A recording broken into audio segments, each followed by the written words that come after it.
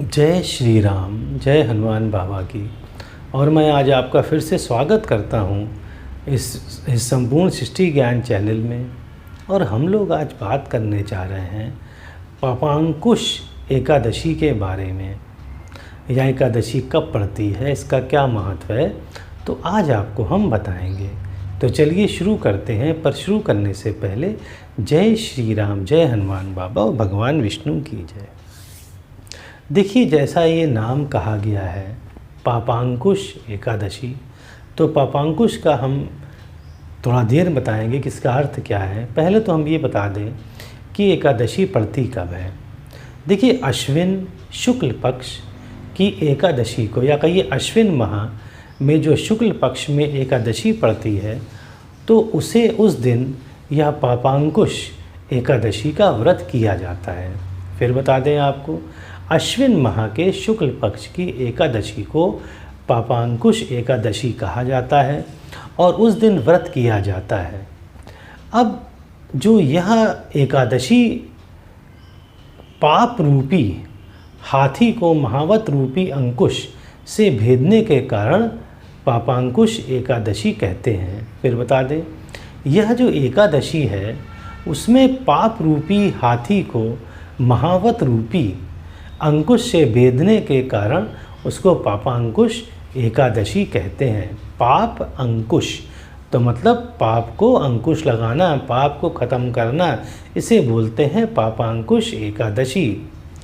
इस एकादशी का व्रत रखने से भगवान विष्णु समस्त पापों को नष्ट कर देते हैं और इस दिन भगवान विष्णु की पूजा तथा ब्राह्मणों को भोजन कराना वांछनीय है। वांछनीय मतलब वेरी इम्पॉर्टेंट है।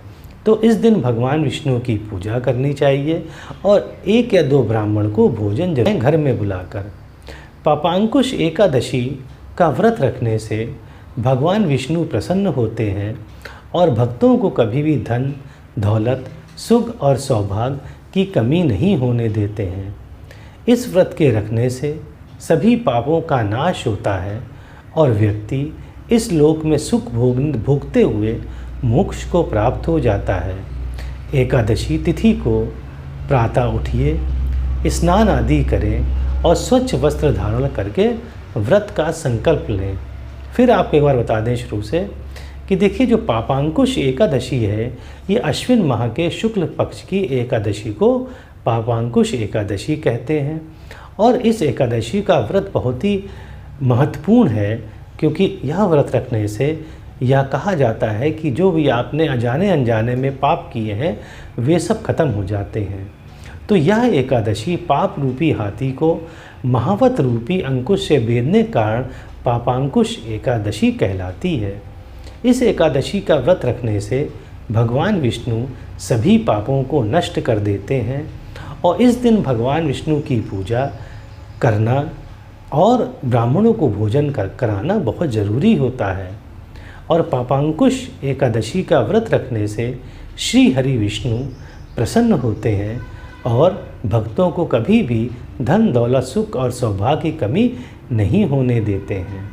इस व्रत के करने से सभी पापों का नाश होता है और व्यक्ति इस लोक में सुख भोगते हुए मोक्ष को प्राप्त हो जाता है।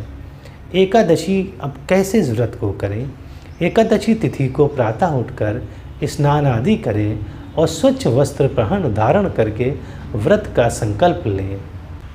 साफ चौकी पर पीला नया कपड़ा बिछा लें और पीले कपड़े के ऊपर भगवान विष्णु की फ़ोटो रख लें, या प्रतिमा हो तो प्रतिमा रख लें।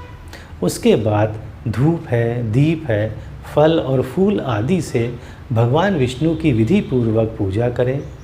और एकादशी व्रत का पारण हमेशा अगले दिन या द्वादशी को ही हमेशा किया जाता है। तो द्वादशी तिथि को प्रातः जल्दी उठकर स्नान आदि करके भगवान विष्णु का पूजन करें। फिर सात्विक भोजन बनाकर किसी ब्राह्मण को भोजन कराएं और दान दक्षिणा देकर उस ब्राह्मण को विदा करें। उसके बाद आप भी व्रत का पारण करें। ओम नमो भगवते वासुदेवाय नमः का मंत्र आप जरूर जपें एकादशी के दिन। अब देखिए कथा क्या है इसके पीछे। एक बार भगवान कृष्ण से युधिष्ठिर ने पूछा कि हे प्रभु, ये बताइए कि जो भी हमने पाप किए हैं जाने अनजाने में, वे कैसे हम ख़त्म करें। तो भगवान कृष्ण बोले कि देखो, ऐसा है कि जो पापांकुश एकादशी है उसका बहुत बड़ा महत्व है। जो अश्विन माह में शुक्ल पक्ष के एकादशी को पापांकुश एकादशी कहा जाता है, और इस एकादशी का व्रत रखने से जितने भी आपके समस्त पाप हैं वे नष्ट हो जाएंगे। तो इस पर भगवान कृष्ण से एक कथा सुनाई युधिष्ठिर को।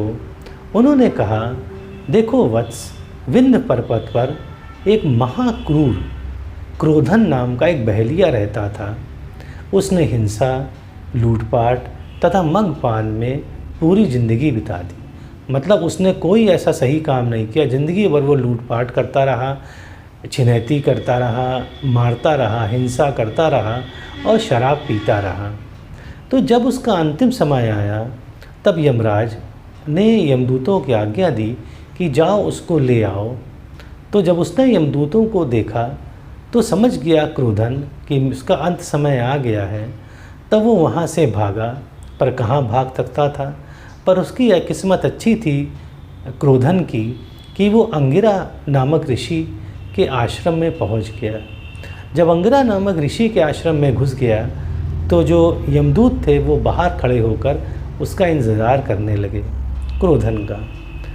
तो क्रोधन ने जाके पैर पकड़ लिए अंगिरा ऋषि के और उन्होंने कहा, प्रभु, मेरा तो अंतिम समय लगता है आ गया है, पर मैंने बहुत सारे पाप किए हैं, तो प्रभु बताएं मैं अपने पूरे पापों को कैसे नष्ट करूं। अंगिरा ऋषि बोले, हे वत्स, देखो तूने मुझे, हालांकि तू बहुत बड़ा पापी है, परंतु तूने मुझसे पूछा है तो बताता हूँ मैं। देख, तू यहीं रहकर अश्विन माह में जो एकादशी आएगी शुक्ल पक्ष की, उस दिन तू व्रत रखना, श्री हरि विष्णु का पूजन करना विधि पूर्वक, तो तेरे ये जितने भी समस्त पाप हैं वो ख़त्म हो जाएंगे। वो तो अंगिरा ऋषि कहने पर क्रोधन बहेलिये ने वह व्रत रखा, और वह व्रत रखने के पश्चात द्वादशी को उसने पारण किया और वो तुरंत उस आश्रम से बाहर निकल गया। जैसे ही वो आश्रम से निकला उसकी मृत्यु हो गई, पर चूंकि उसके समस्त पाप नष्ट हो गए थे तो वो सीधे स्वर्ग में चला गया। तो ये देखिए एक कथा है जो हमने आपको बताई इस पापांकुश एकादशी के बारे में। तो अश्विन माह में शुक्ल पक्ष की एकादशी को आप भी व्रत रखिएगा। अगर कोई भी पाप जाने अनजाने में हुआ है तो वह ख़त्म हो जाएगा। तो उम्मीद है अच्छा लगा होगा, समझ में भी आया होगा कि पापांकुश एकादशी क्या है। तो अब हमें आज्ञा दें। जय श्री राम, जय हनुमान बाबा और जय श्री हरि विष्णु।